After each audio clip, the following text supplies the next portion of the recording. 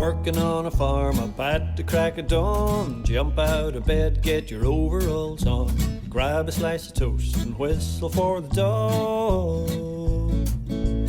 Make the paddock ready, bring the cows down the road. Make the paddock ready, bring the cows down the road.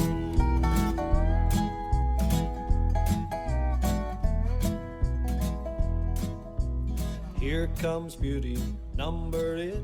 3 pulls a meal for she's milking great. Now I'm just having a demo run on a hedge cutter here. And I'm just going to go onto the verge here to have a wee look.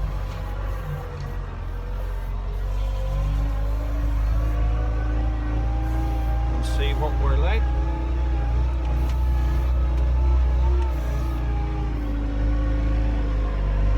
This is a self-propelled hedge cutter.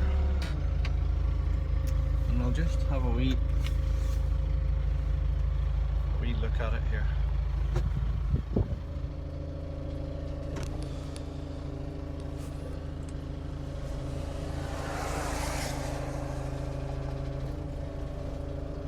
So there you are. That's her in the cutting position, and your cab turns round as well. So it does at different angles to let you see what you're working at.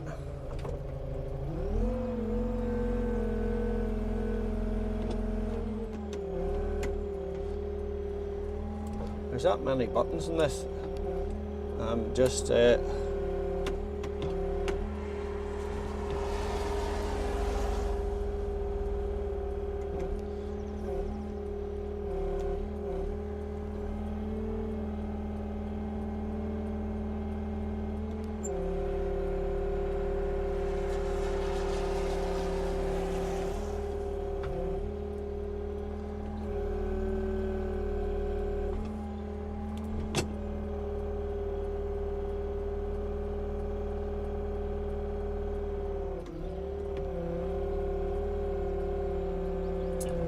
lovely machine to work in, but I'm just not sure.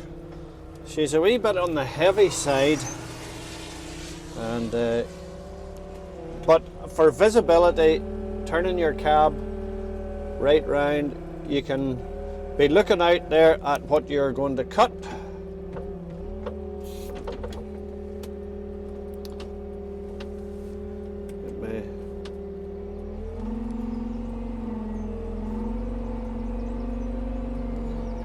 No, it should be. Yeah, you have to set your throttle, your revs, and everything else.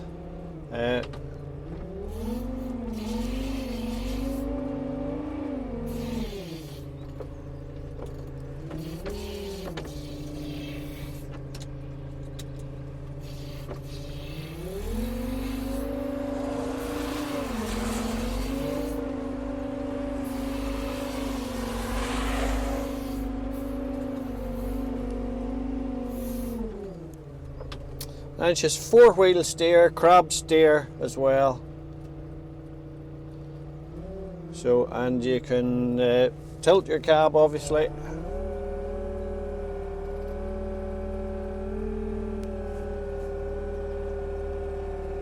And you can bring your arm on forward here. Tons of reach with it.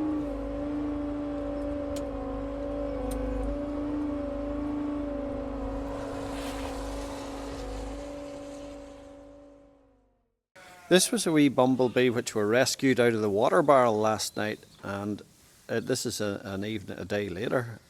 And just as I was going to get the bale tape to patch a thing up here, the bee was sitting on the edge of the bale tape. He had crawled off the post onto it. So I went in and got a wee drop of honey, and there he is tucking into it. He's a bit drowned looking there, but it'll be interesting to see if he survives. He's certainly moving a lot more than he was anyway.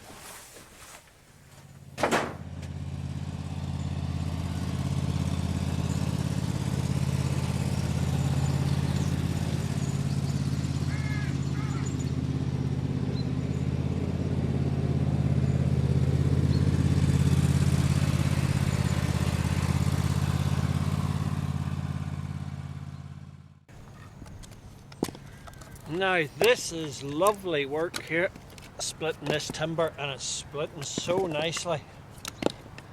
So it is.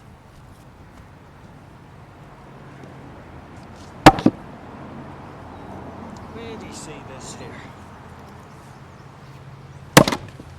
Look at that.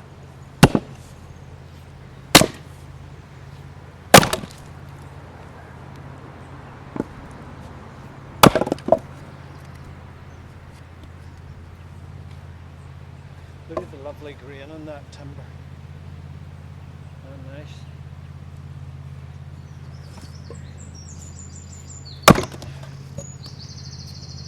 And you know the old saying, you get warmed twice with timber, cutting it and then at the fire.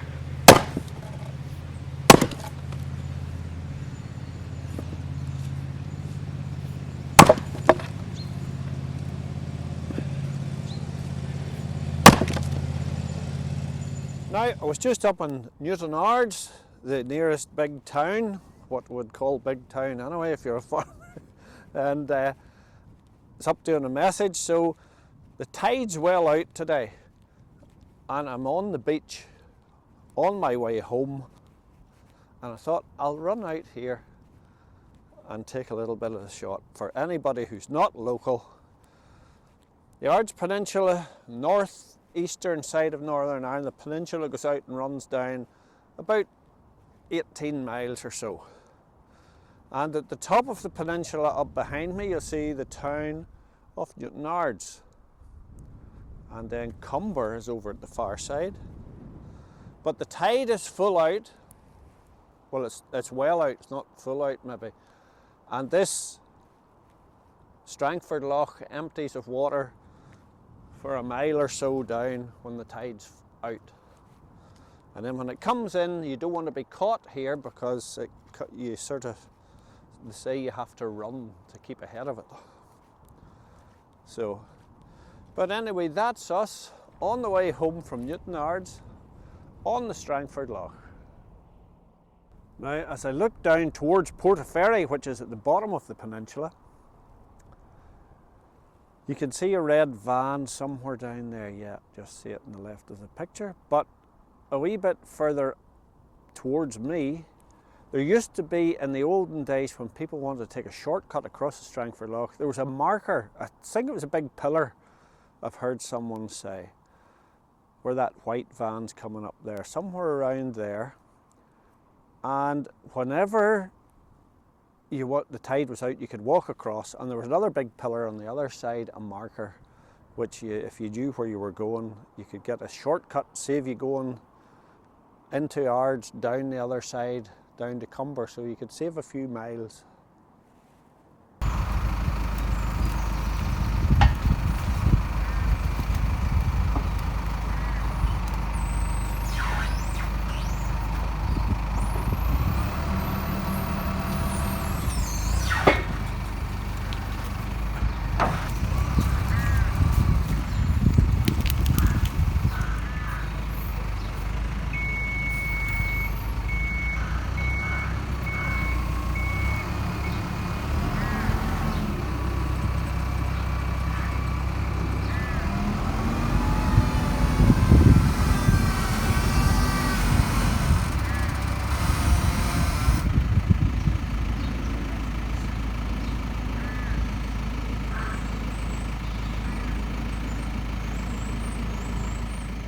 Now folks, it's Thursday night and that's editing night for this week's video, and I've spent the whole week footering about with this tree, another one that's down the back garden, just cutting lawns, tidying up, getting stuff organised in the stick house there.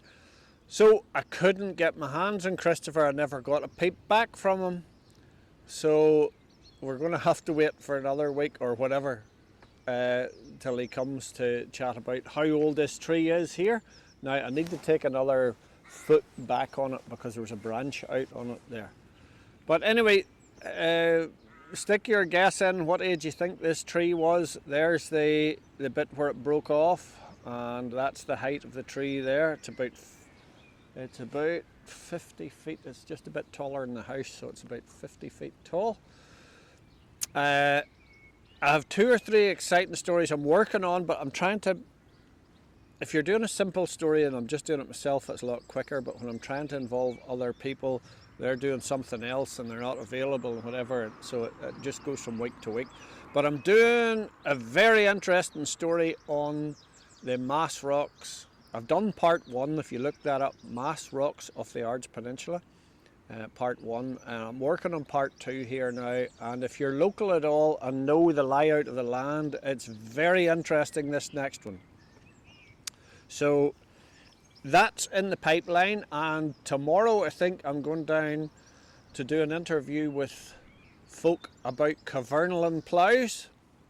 Now there's a wee bit of information that not everybody knows, but Ballyhalbert has a very strong link with Cavernalan, the folk that make the ploughs and machinery. So you scratch your head and see if you can think what that is. So I'm doing an interview for that story, and I've 4 or 5 people maybe to do, and that's going to be a long one, very interesting. 2, hopefully. I've been kind of penned in the sheep shed with sheep, lamb, and it's all sheep until they're coming out of your ears. So we'll get a wee bit more variation coming up shortly. But those are the next 2 stories in line, Mass Rocks Part 2 and the Cavernalan story. So there you are. That's it for this week. Now, Stevie in Watson's shop told me I was to wear this hat, this baseball cap this way. That's cool. Is that cool, Stevie? There you are. See you next week, folks.